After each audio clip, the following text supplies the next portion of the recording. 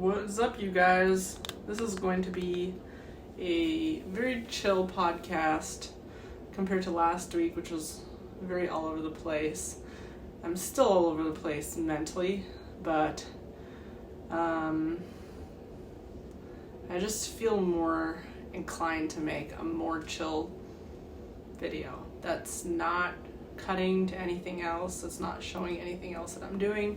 That's just me and you guys. I feel like I haven't had a chance to really connect on this channel recently because I feel like I've been moving around so much, and I haven't had a chance really to connect with a lot of people that I've wanted to connect with recently, close friends. If you're still waiting for a text from me back, I'm not ignoring you, and you're someone that's very close to me. I've just been in this weird headspace where I think my brain is shrinking. I think pregnancy is making my brain shrink. Pregnancy, I'll show you there's my belly, there's my baby bump, and it's actually really fun. I've been sleeping a lot. I keep randomly falling asleep in the middle of the day, literally just sitting on the couch, and I'll just fall asleep. Today I did it again. I just fell asleep while sitting, and I was about to do something else, and I just sat down and fell asleep. I will just fall asleep randomly in the middle of the day, which I never did before pregnancy. I also fall asleep earlier than Andrew, obviously, and I sleep longer, and my brain is not able to follow thoughts as deeply as it did before. So in the past, my problem has always been overthinking. So something will happen, or I'll be in an environment, an area with people. Somebody will look at me a certain way, or someone will say something, someone will feel something will happen, and I'll be obsessing over it the next few days. Now it's not like that at all anymore. And I think it's because my brain is shrinking. My brain is just not able to hold on to thoughts longer than 30 seconds. So even if you're talking to me, we were at someone's house, and the guy was talking, and he was talking about really deep things, and he was going on a bunch of tangents and just talking about a whole bunch of different topics. And he wasn't taking a break in between the topics, so my brain just zoned out at some point while he was talking. And I feel I would have had more focus in the past, and I would have maybe gotten anxious because I would follow through with what he's saying and go on that roller coaster with him mentally. But I don't now. I didn't this time because I literally can't. I cannot go on the mental roller coaster with you because my brain, it just doesn't. It's not doing that right now. So it's a pro and con with pregnancy. It's it's a nice thing, and it's a nice thing if you want to go in that direction, which I wanted. I wanted to become more chill and less overthinking, and I wanted to obsess less over little things in my environment. And I wanted to let people in my environment just be how they are, or do what they're going to do without me obsessing over every single thing that they do and feel and think. But if you want to be on and you want to be really focused, and you have a business to run, and you're don't have anyone helping you out, it can be really, I can see why it would be really stressful if you're the kind of person that has a lot to worry about. And by you relaxing and letting go, all those things would fall apart, and then it would make you feel much more worse off. Then I can see why you would not want to be pregnant because literally your brain shrinking. So because your body is trying to conserve energy for the things that are more important, which is nurturing, baby stuff. The one thing I could do for hours is I can sit for hours and watch my belly move. It's therapeutic. I actually really enjoy it. I love lying down on my belly especially after a really active day, which we've been having every single day. We've been doing yoga every single day. We've been walking like crazy every single day. We've been going everywhere, talking to people. We also just interacting with people. That takes a lot of like energy from me, because especially with like new people, like we didn't do this in Bali at all. We really avoided people in Bali because we were just calming our nervous systems. You know, every sound is too loud, every sensation is felt. So, but here we're just constantly going out and meeting with people, talking to people. My family members are nearby, so I get to talk to them a lot. And so, like, in between all of that, my body is just like so tired. So my favorite thing to do is when I have a chance to lie down and look at my belly, that's when the baby starts kicking and going crazy and being active, because that's like the only chance she has, because she can't, when I'm moving, she can't be active. So she's just like doing these like little gymnastics, and I just watch my belly go up and down and like move around in funny ways. And it's like, it's really cool. If you ever have a chance to experience that,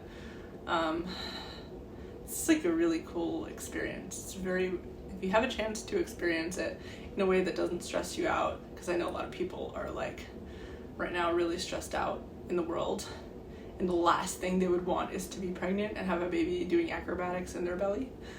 So if you are in a place where like you can do that and you want to do that, like go for it, because it's really cool. I feel very, very, very privileged that I can experience this. I feel privileged that I have people to lean on. I have a partner to lean on, a family to lean on. A lot of people don't have that. So if you don't have that, and you kind of have to be more in your masculine. You have to be the hunter. You can't really be the person that's sleeping and nourishing the baby type of thing. So yeah, and I'm thinking about this whole idea of being privileged, having good things in life and not having good things in life. And you know, I mentioned in last week's video, I mentioned that we came to Jerusalem. First of all, not planning to. We didn't plan to come to Jerusalem. We planned to go to Colombia straight from Bali. Our plan was originally go straight to Colombia and have the baby in Colombia. Maybe have the baby in Colombia. Actually, we didn't even know. The original plan was have the baby in Bali, but we just needed a change from Bali. And so the plans changed. Like, we were gonna go to Colombia, and then we decided, okay, we'll stop in Israel, hang out with my family for a little bit before going on to Colombia, you know, bond with them a little bit before they're about to have a new family member. You know, Andrew hasn't met some of my siblings, and he certainly hasn't bonded with any of my family members in any way. So this is like a good chance to do that. And then it was like, it went from like, okay, we're gonna stay here for a couple weeks, to we'll stay here for a couple months, to we're gonna have the baby here. And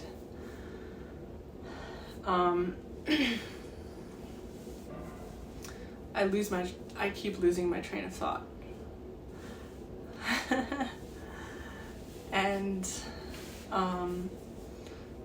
then ever since we've been here, just things have been just moving forward for us. And you know, you can say it's because we have support here. You can say it's because we are in a place in our lives where we're able to receive good things more than we did in the past. I don't know what it is. You can say it's the city. Jerusalem has a special vibe, but you know, people say that about a lot of places. And there are a lot of people in Jerusalem that are not having a good time. Really, I know that there's a lot of people in Jerusalem that are not having a good time, because we see them in the street. We see crazy people that are not having a good time in the street. But for the most part, what we've been interfacing with, the people that we've been interfacing with, our people that we've been meeting with, are having a good time, and they are spreading a lot of abundance to us. And that's pretty cool. And so I've just been thinking about this idea of like privilege and not privilege, or like having things working for you versus not, being in a good place to receive versus not being in a good place to receive. And I'm thinking about my own life. Like, I've been in phases in my life where it just felt like everything bad that could have happened was happening. I feel like I've been in a long phase of my life where it just felt like scarcity, felt like I was running in quicksand, trying to climb a mountain that had an avalanche going down it, just been in so many phases in my life where it really felt like that. It felt like nothing was working in my favor, and everything that could go wrong, that could possibly go wrong, was going wrong, and there was like really no point. And I mean, looking back, I can't really argue with how I felt back then, because it was really true. Like, things were just not working in my favor, and I feel like I did everything right, and I felt like I was being a good person to the best of my abilities. I was being good, whatever the rules of good was in those places. I was following the rules. I've always been a rule follower, actually. I was really, meaning if I'm in a place and there's rules in that place, I'm always going to try to follow the rules. I've just always been that way. But for some reason, it just wasn't working out. And there were, on the other hand, were small phases in my life. There were phases where things were just working out really well. And in those small phases of things working out, that's where like most of the blessing in my life for the entire next phase would come from those little phases. So let's say I had this is totally hypothetical, but like, let's say there was like a 5 or 10 year phase of doom, but like 1 year pockets, phases of good things happening in between, that things just worked in my favor. Those 1 year phases of abundance would carry me through those 5 or 10 year phases. So that the small abundant phases were so much more powerful than the long down phases, if that makes sense. So I'm just, thinking about those periods of my life, like, what went right? What went wrong? Was I better? Was I a better person during those phases? And actually, when I look back, I don't think I was a better person at all. I don't think I was a better person at all in those phases. I think I'm just seeing funny things out of my window, but I don't think I was a better person at all. I think that I just let go in those good phases. I think the good phases were usually following really bad phases where I just sort of gave up. And it's funny, this phase, I don't have to look too far, because this phase of things just working out in our favor this time also follows one of those phases where I sort of let go and I sort of like gave up, almost like on the edge of giving up. And in the most primal way that I can think of, like, I really just don't care about life. I don't care about anything. I don't care about anything. I am depleted. I'm done. I've hit like a certain type of rock bottom. I've hit like different kinds of rock bottom in my life, but this is not like those other times. This is a different kind of rock bottom. This isn't like a financial specific type of rock bottom or a health specific type of rock bottom. This is like more of an energetic rock bottom, where I hit the kind of rock bottom where I was like, you know what? Done everything I could. I don't care anymore. I built everything I've tried to build.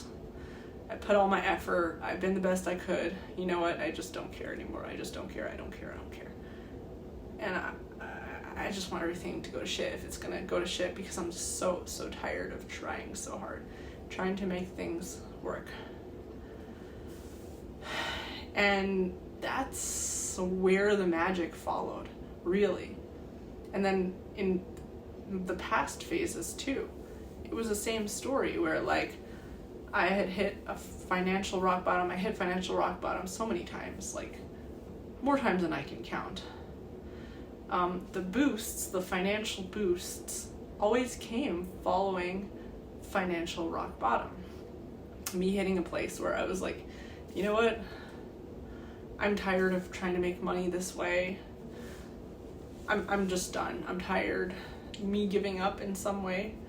Giving up, moving to Colombia was a form of giving up. It was like, you know what? I'm just tired of trying to keep up this thing that I'm doing in Dallas. I was fixing and flipping houses, and if you want to hear exactly my strategy and how I've done things so far, read my book House Hackers Anonymous, because it basically outlines exactly how I was doing it. And you don't have to do it exactly like how I was doing it, but you can sort of see where I got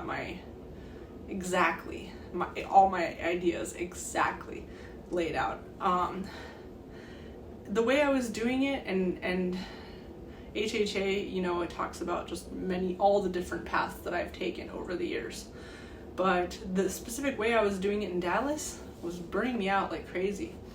And so I got to a point where I was like, you know what? I don't care how much momentum I built in Dallas. I don't care the fact that I've been doing this for X amount of years, and I invested so much money, time, effort into getting my real estate license, buying these properties with no money to begin with, like with barely any money to begin with, maxing out all my credit cards in order to make this work, like trying to make all these connections and all these things, and just tired all the time, working restaurant jobs in order to like cover the extra costs of maintenance and repairs and all these things.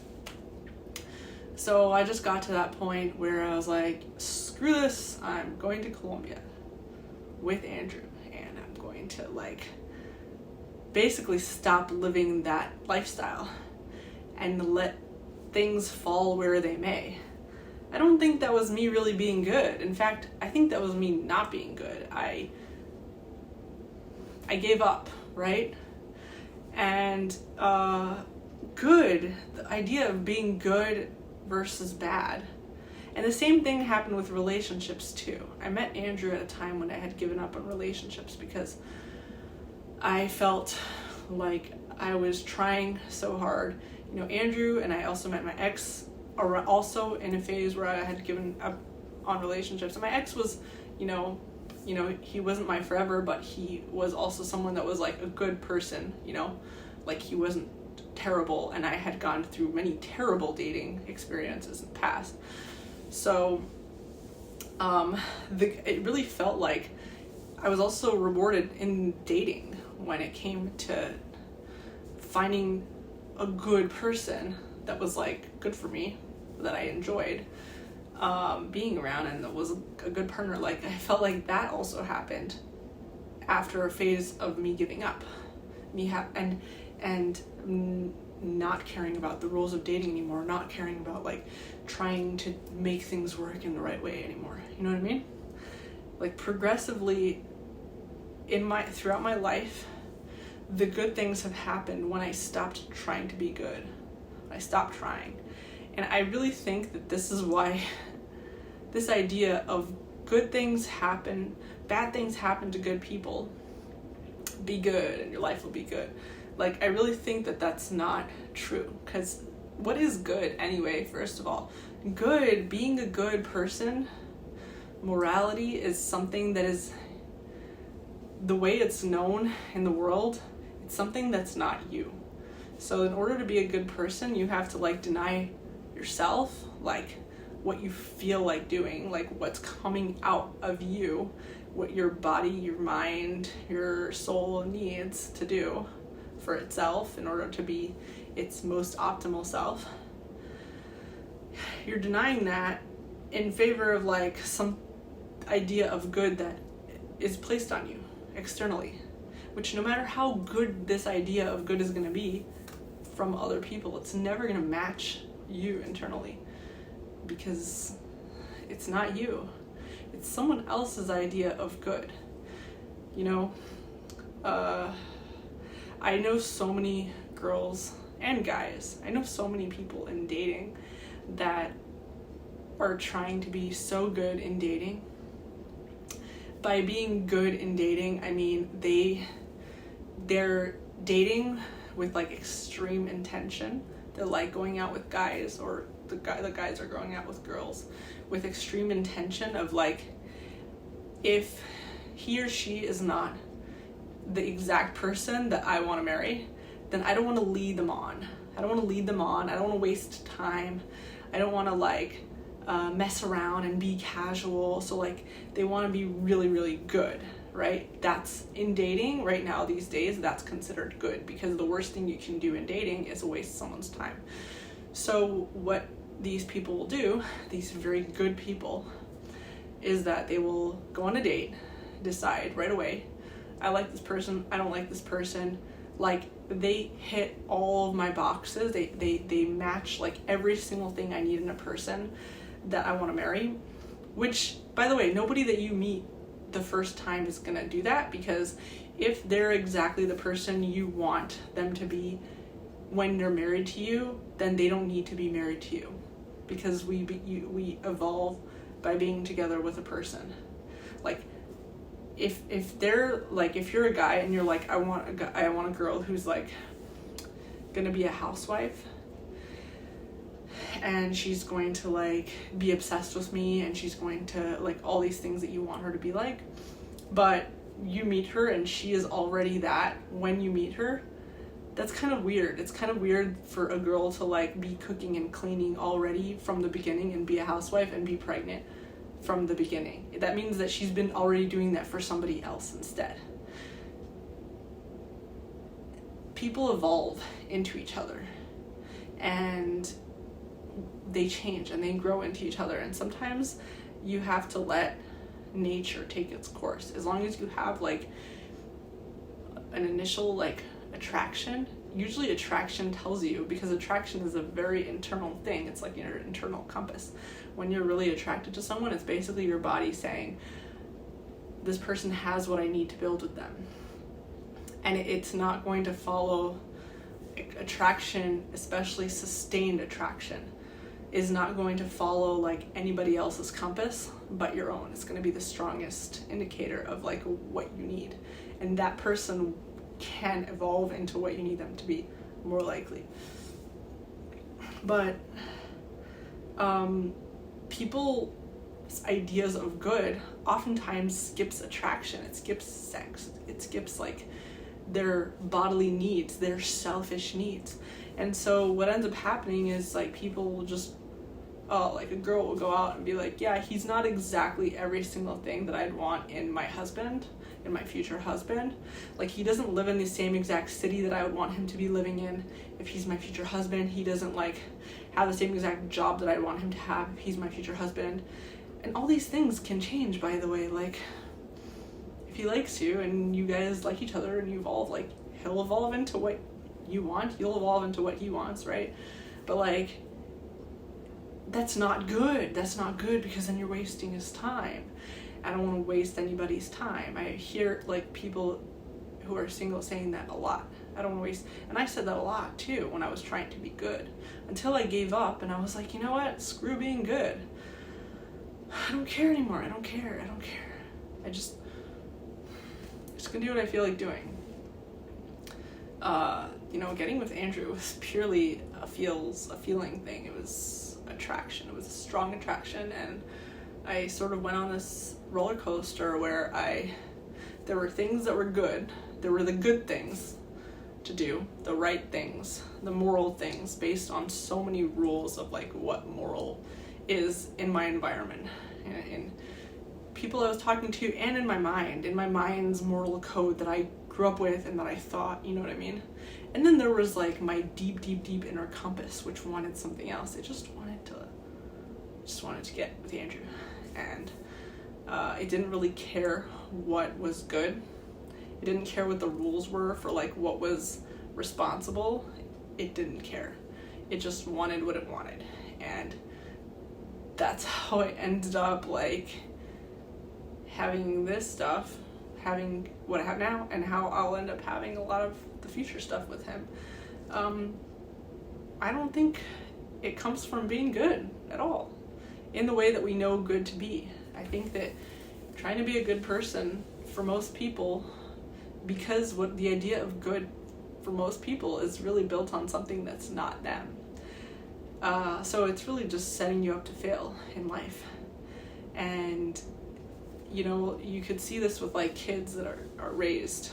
The right thing to do, the responsible thing to do in life, if you want to be successful, is go to college, get good grades, go to college, go to good college, get a good job, climb up the ladder, whatever, get married, have children, marry someone who's like really responsible, who kind of fits all the societal boxes of like what's good. And oftentimes people do that and they still kind of end up not being abundant, or not feeling abundant, not having the things they want in life. And sometimes not even getting a job. Like they'll like do everything the right way and they'll finish college with like a ton of debt and they won't even get the job. And even if they do get the job, it's not going to pay back their debt because it won't be paid enough. They'll still be having to compete with all the people that broke the rules and dropped out of high school and went on to start a business and is now a full-fledged billionaire. You know, like there's so many people that for my community when I grew up, there were so many people that were like following the rules. So in my community, I went to Beis Yaakov, which is an ultra-Orthodox girls' school, and they, you know, the idea that you should get married right away after you graduate from high school, seminary. You should try to get married right away. That idea was pushed a lot because if you're like too independent, you're too out there, you're doing what you want, nobody will want to marry you, and it's really hard for a girl in that community to get married. They really,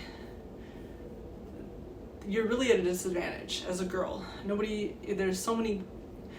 This is what they always tell you. There's not enough good guys, there's a lot of good girls.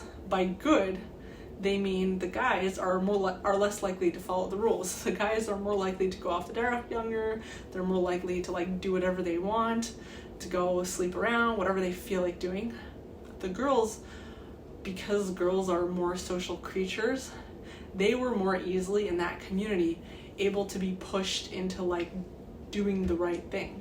So the matchmakers, when we were dating, they would always tell us there's not enough good guys, there's a lot of good girls. So therefore, as a girl, you have to up your game, you have to like work twice as hard to be good in order to get those guys. And girls would do that. We would try so hard until I hit a point of rock bottom there too, where I was like, I will never be able to compete in this community, because even if you are like the most good that you could possibly be, I'm showing on my shidduch resume, your dating resume, that I'm like just so clean as a fiddle, that I'm like so good, that I have never taken a single secular college course, that I have never listened to any secular music, that I pray every day like crazy, I'm finishing Tehillim, Psalms every single day.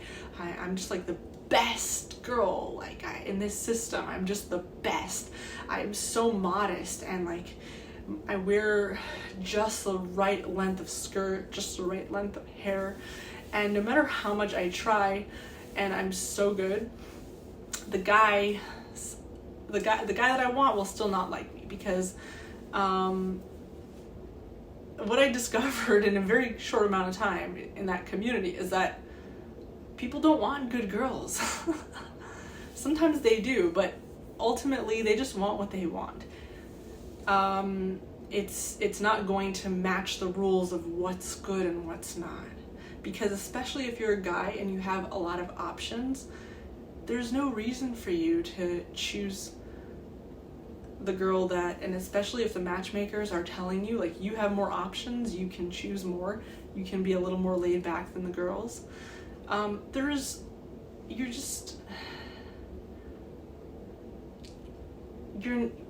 no reason for you to choose someone that you're not really into just because, like, they were pushed on you as the good girl. And sometimes a lot of guys do anyways. A lot of guys are pressured into marriage like that anyways, actually. So I don't want to say like black and white. A lot of guys are still pushed into that, but maybe a drop less than the girls. And a lot of girls would end up like not pursuing their dreams, not getting a job, because another thing they taught us is that, like, another thing about being good is you don't want to have too much of a career or a job, because then guys won't want to date you, and they want to be able to like be higher than you, and if you're doing better than them, they won't want to date you. If you're having a better job than them or having a more exciting life than they do, they'll feel intimidated by you. I heard this so many times. So at the time, I wanted to go to med school and become a doctor, and I didn't tell anybody that I was going to college. I was shidduch dating, so I was dating in the ultra-Orthodox way with matchmakers and stuff, and I didn't tell anybody for a while that I was going to college, and that I just told them I was a substitute teacher, because I was also a substitute teacher, and I would like tutor kids in the community. So but I didn't mention that I was in college, and I didn't mention that I was at UCLA. I didn't mention that I was pre-med, and that I wanted to go to med school, because I was scared because this is what they said, is like guys will be intimidated and they won't like it. Anyway, long story short, what I discovered is that even in that community, that was not true. In that community, what I discovered was that everything that other people told me would get me the good stuff was a lie. Everything that I did because I just didn't care anymore, and I gave up, and I hit rock bottom, and I was like, you know what, screw this, I don't care if nobody likes me, I'm just gonna do what I'm gonna do. That's what got me the good stuff. That's what made the guys like me more. I reached a phase in life where I was like, oh my god, like, guys are liking me because, and they're chasing after me. Why are they chasing after me? They have so many other girls to chase after. Why are they chasing after me? And then I went off the derech. I left the community. I abandoned religion because I was like, you know what? Screw this. I want to date non-religious guys, maybe non-Jews. And the guys from the community were still even more interested in me. That was actually a very interesting thing. And I feel like I've been taught this paradox constantly. It's like God teaching me this paradox repeatedly throughout my life. The paradox of what is good to other people is not your good. Your good is what is in here. It's in your heart. It's godly because it's inside of you. And it's not something that anybody else can tell you. And sometimes we don't really know what that is because, like, our brains are too distracted by all the voices of other people and, like, the stuff that we were taught growing up and the stuff of the rules in society and everybody else's anxiety and, like, our own anxiety, which is, like, sometimes it might take, like, really allowing yourself to feel uncomfortable for a while and just, like, hit rock bottom and be depressed for a while. I think like I've said this a million times on this vlog, I think one of the biggest gifts to humanity is depression, because following depression is when the real answers come, when you allow yourself, but it can't be for the answers. You have to really allow yourself to let go and suffer in not knowing what the future is going to be like, and suffer in not having, like, the answers to what's good for you. The answers come to you when you basically allow yourself to feel through all this anxiety and, like, uncertainty, basically. Like, that's how I've noticed that it is for me, and the more I interact with other people, the more I am noticing that it's for other people too. When you're feeling like with pregnancy, I feel depression frequently, because with pregnancy, basically your brain is not able, or my brain, I'll tell you about my brain. My brain is not able to like think through thoughts longer than like 30 seconds. So my brain is not able to think through thoughts. And right now I'm going on like a million tangents. Like I don't even remember what I started talking about when I started this video. So so with pregnancy, so the fact that I'm even able to like touch on the topics that I was touching on earlier in this video is kind of a miracle, because it's really hard for me to hold on to topics right now because of pregnancy. And so one thing that happens is like I'll get burned out, like I'll hear someone talking, or I'll be in an environment where people are talking, especially now with like social environments. I'll be in a place where there's like a lot of sounds and stuff. My brain will tire out very fast. I won't be able to hold on to the thoughts. And then I'll kind of have a little crash where I come home and everything is quiet and peaceful, and then I will feel depressed. So it's kind of like these like mini, I don't know if I can call it depression, but it's like these little, and I had like a big, huge wave of depression back in Bali, where it lasted for like weeks and months.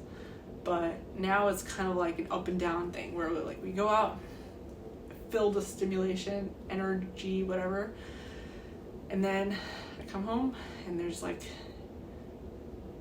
and then things are peaceful, quiet, we eat, we sleep, and it's nothing but my thoughts and feelings. And the thoughts and feelings that come, because they're the thoughts and feelings that were wanting to come when we were out. They're not good thoughts and feelings. They're kind of like down and exhausted thoughts and feelings. They're thoughts and feelings that are saying, I'm not good enough, I feel like a waste of space, I feel useless, I feel like the whole world is moving without me, I feel like I'm not accomplishing anything, I feel like I'm not calling back my friends, the loved ones, people who've been there for me. I feel like I'm fading away. I feel like there's just like my vlogs, the most important thing in the world, my vlogs, I'm not even able to be there for my vlogs. I'm not vlogging twice a week like I used to. I'm only vlogging once a week, and even with that I don't really know what to vlog about. I don't really have any vlog topics. And so like all these like down and out feelings are coming back. And I know that the instinct is really to try to distract myself from these feelings, and to put on podcasts, try to drown out the feelings and thoughts, and to like push them out of the way, I know that's the instinct, is to like talk to Andrew, let him see if he can help distract some of my thoughts and feelings, emotionally eat so that the food can distract some of my thoughts and feelings, do anything but feel the way that I feel, because it's shitty. But the reality is that if you were to document this, you'll see this. If you were to take a notebook and document your emotional state, like throughout the course of the day, if you were to just like allow yourself to sit with those thoughts and feelings and just sit in the doom, be like, you know what, for the rest of the day, I'm just gonna be grumpy, and I'm gonna feel like a bag of shit for the rest of the day, and I'm gonna let myself do that, and I'm not gonna fight it. I'm not gonna listen to a podcast. I'm not gonna do anything to feel better. I'm just gonna give up. And maybe I'll do stuff to feel better, but it won't be because I think it, like, I'll just do whatever I feel like doing right now. And I'm just gonna give up. I'm gonna like not try to fix these feelings. And that's when, like for me, the thing I've been trying to do is like, I want to dance and it still make me feel better. I'm gonna like work out and it still make me feel better. I'm gonna and we do, and it does make me feel better that we do yoga every single day. So like I don't want to like slack off on those things, but in between yoga and eating and hanging out with Andrew and like nice podcasts and everything like that, I think there is a thing that really, really helps to get me to the other side, and that's just spending time being useless, intentionally being useless, and just like not caring about anything. And like those phases of being depressed and letting myself sleep, be useless, be depressed, and feel like a hopeless nothing that is not moving anywhere in life, that is good for nothing, that is better off not being here, you know what I mean? That's when the magic follows. That's where the magic follows. Always. That's where the magic follows. And you can't do it because you're waiting for the magic to follow. You have to just do it and have faith that that's where the magic follows. Like, you can't push it. You have to like just let it go. And it's much easier said than done. Like, I think it takes a lot of practicing. You have to do it like a lot for it to work over time. Don't try to fix it with anything. You have to just like keep doing it over and over and over again. You have to keep learning to let go over and over and over again. And the act of letting go isn't oftentimes not gonna feel good, and it won't feel moral either. Like, oftentimes letting go means giving in to your cravings or your temptations. For guys, it might mean letting go and letting their mind wander to the bad things that they were trying to keep themselves from wandering to. For girls, letting go might mean, you know what, to like stop caring, stop trying to be a good girl. I think it's harder for girls because we're more social creatures. I think it's objectively harder for women because women have evolutionarily been more social creatures. But I think men also struggle with this. We all struggle with this because we're all social creatures to some level. Humans are dependent on their social environment.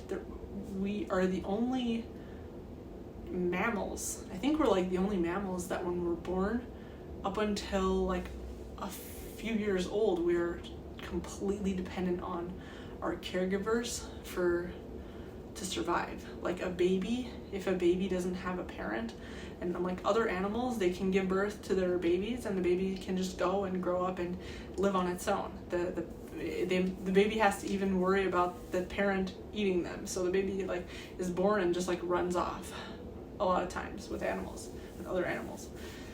With humans, we're really, really, really dependent on the people that take care of us, our parents, our caregivers. And we're so dependent on them to survive that if they were to not, even if they fed us, if they were to like not give us enough love or not touch us enough, we could still die as a baby. It's crazy. Like no other animal has that. We're very unique in the animal kingdom, and we're very social. Like all of us, male, female, we're very social.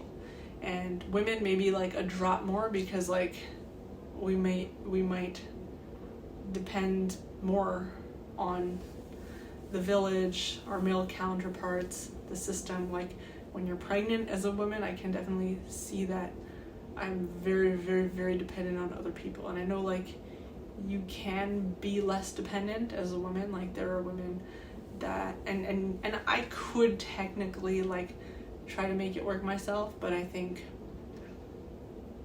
I could see myself like getting to the point where I just don't feel like it's worth it anymore. And I can see a lot of I can understand why women get to that point too, and they're pregnant, reach like severe depression, because we are very dependent in a lot of ways.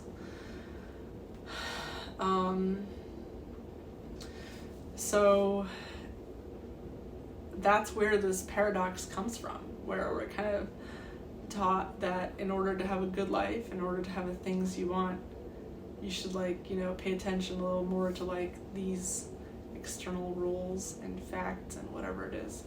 But at the end of the day, like, it's never made anyone's life better, really, to follow other people's rules. Like, never.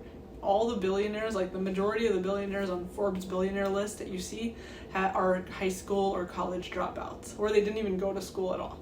Like, they did whatever they wanted. That's how they got to that place. They had a dream, they had a vision, they went after it. Oftentimes the dream and the vision was like so stupid sounding, and it was like just bad. Like, nobody even supported it. They were unconfident in the beginning, and other people were like, oh, like, your product sucks, your idea sucks, what you're doing in life sucks, and they just didn't care. They just kept doing it. That's kind of how, like, life selects for the winners. Is you're basically a winner if you do whatever you want. That's how you end up being a winner. And it's kind of like the inconvenient truth, because, like, nobody's parents are going to admit to them when they're a child, like, yeah, the way that you will succeed in life is by you doing whatever you want, because a kid can say, all right, then I'm gonna go and, like, paint all over the walls and make your life miserable. And that's scary for parents. So no parent is gonna tell their kids to break the rules. But so like, you're kind of trained from a young age to not break the rules, you know what I mean? But at the end of the day, there's a reason why orphan kids often, you know, that are not orphan kids that are growing up in a stable environment, but they just don't have as much micromanaging over them, do really well. There, you know, in my community that I grew up in, there's still so many girls to this day that I know about. So many girls that are still working as, like, a secretary or like a substitute teacher or like an assistant job that they don't like, that doesn't match any of their passions or interests, that they're just doing to pass the time until they get married, because they're still following the rule that, like, they have to wait until they get married to start any of their dreams and, like, do any of the stuff they want, because, like, nobody will want to marry them. But guess what? It's like many years later and still nobody ended up marrying them, and they're still following the rules. So and I'm not talking about, like, any person in specific. It's just a lot of people. I know a lot of people are in that position. And on the other hand, like, there's people from my school that they broke the rules so early on, and they're having their dream life. They're, like, the worst rebels when they were younger. I think having a rebellious phase when you're a kid is so valuable. And those are really the kids that, I mean, I'm 31 years old now, so we're kind of all past the point of, like, our rebellious phase.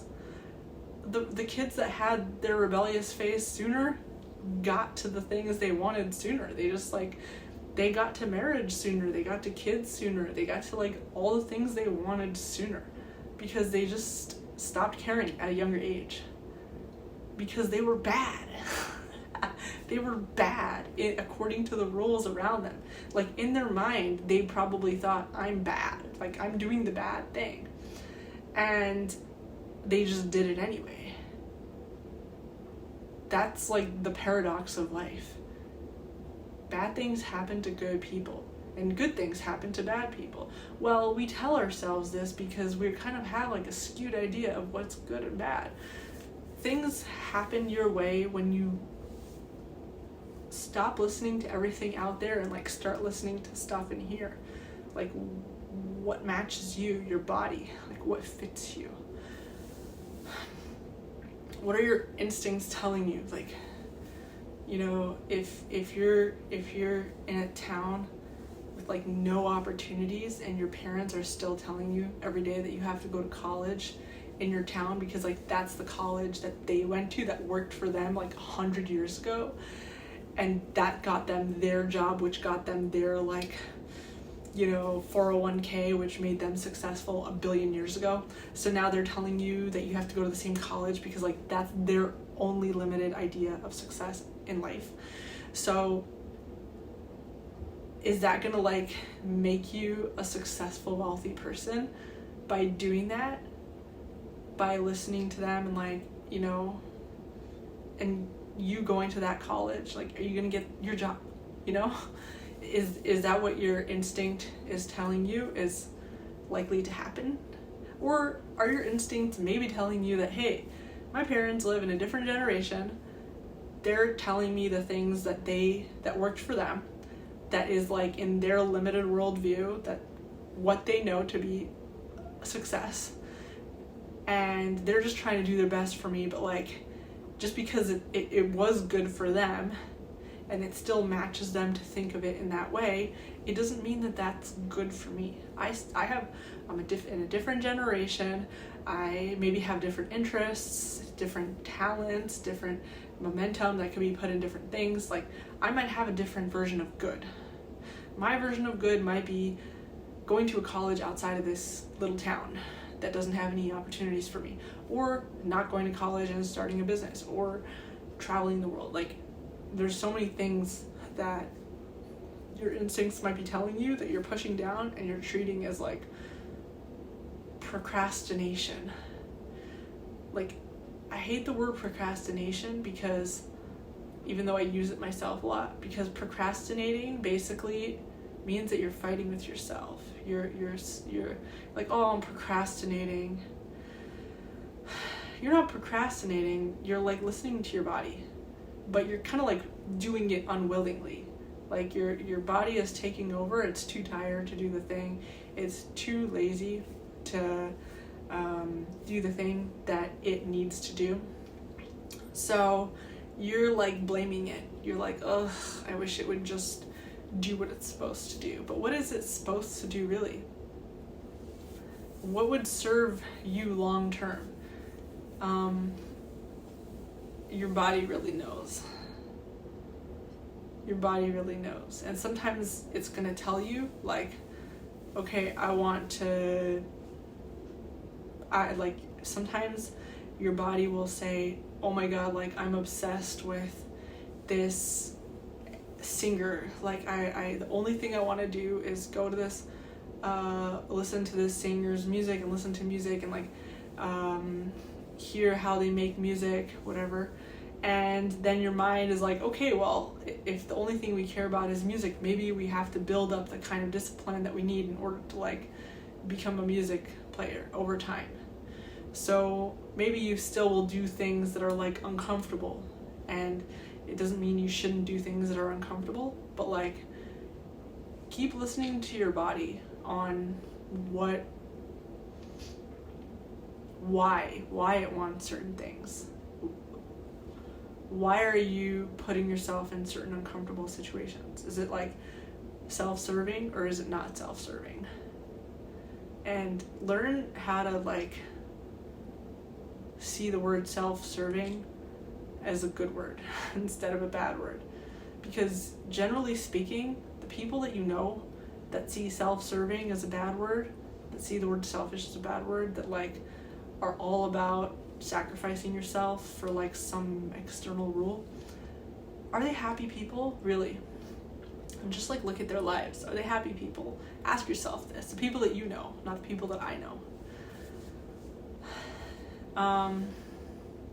And also, like, there are so many people out there that might not be your version of like what you would want in your life, but if you were to spend a few minutes with them, you would feel true peace, happiness, whatever your feelings are that you really, really match with, that you really like. And you might see that, hey, they might not have the exact life that you would choose for yourself, but they seem pretty happy and they seem at peace and they are thriving in their own way. And maybe you can just still have that in the way that you want while doing the things that you want. And maybe that's what got them to where they are, is that they just like did what they wanted and like didn't follow all the rules. I know I'm like just talking about breaking the rules. I mean, if like your whole idea of happiness and success is limited within the rules of like a certain community, then maybe it pays to like follow all those rules. But like another cool thing to do is like travel a little bit, spend some time outside of where you grew up, in your bubble. And one thing you'll notice is that in a lot of countries, they'll kind of push this idea that our country is first. You shouldn't ever step out of our country. You shouldn't step out of our country's norms and lifestyle. You should always in order to be good, in order to be prestigious, you should climb up the social ladder in our country, climb up the credit score, whatever. Like in China, it's funny, like in China, there's like this culture of like China first, and we do things a certain way. And then it's very heavily discouraged to get out of the system and like go to like a non-Chinese university, and they'll kind of make you think that like you won't get a job if you like go out of the country, go to like a university in the US or in Europe or somewhere else. But the kids, and I was talking to this girl, like the kids that do that, the kids that do break the rules basically and like go to college in the US or Europe or any other country anyway, they break the rules anyway, and then they come back to China, they usually end up having a better time, even though they broke the rules or the social rules or whatever. Like they usually end up like getting better jobs anyway. It's often like that. You'll see like they're just constantly telling you that you're gonna be a screw up, like you're gonna, like your life will be in shambles if you like leave this system that we have set up for you, leave this community, you're gonna end up on drugs and nobody's gonna like you, nobody will want to date you, nobody will want to hire you, you won't make any money. And next thing you know, the kids that left the system, they built themselves out of the system, and then they decide to come back, they're coming in at top, they're coming in and dominating everybody else, and you're like, why is this fair? This isn't fair. Because life isn't fair. But it really isn't fair. And you know what? Yeah, I have so much more to say about this I have just so much more to say about this. Maybe I'll just save for another video. But I think people like get to this place sooner or later in life, and sometimes they get to this realization like when they're much older, but it still is worth it, because you have a lot of people, like we met a lot of people in Bali who were older and they had their like midlife crisis, or I don't even like the word midlife crisis, because it's like, or late life crisis, they're like in their 70s or whatever, where they realize, and I don't like that it's called a crisis, because it's actually like the opposite of a crisis. It's like a eureka moment where they realize, wow, I've been like trying so hard to be a certain thing, and now I just realized that I could have everything I wanted and more without trying. I could just like press the delete button on everything that's been like keeping me exhausted and stressed for so long, and I can just like live in peace the rest of my life and have a great time. And there's so many people that realize that, and they go to Bali and they just like wig out,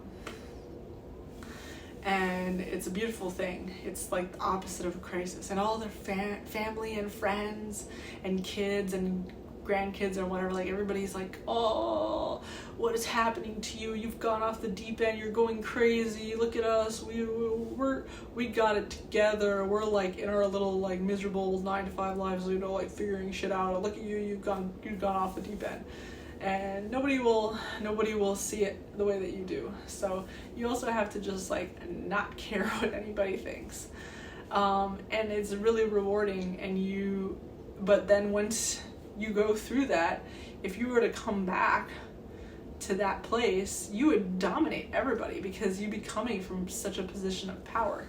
You allow yourself to go crazy and do whatever you wanted and not care what they think. And ironically, the less you care about what others think, they seem to like you more. It's weird. It's a weird paradox of life. The less you try, the better it works. So yeah, maybe just go and do what you felt like doing right now. Just go and have fun, have that ice cream, go on that walk, whatever it is, watch that movie. And I'll see you guys in the next video. I hope this was like a little bit chill for you guys. See ya.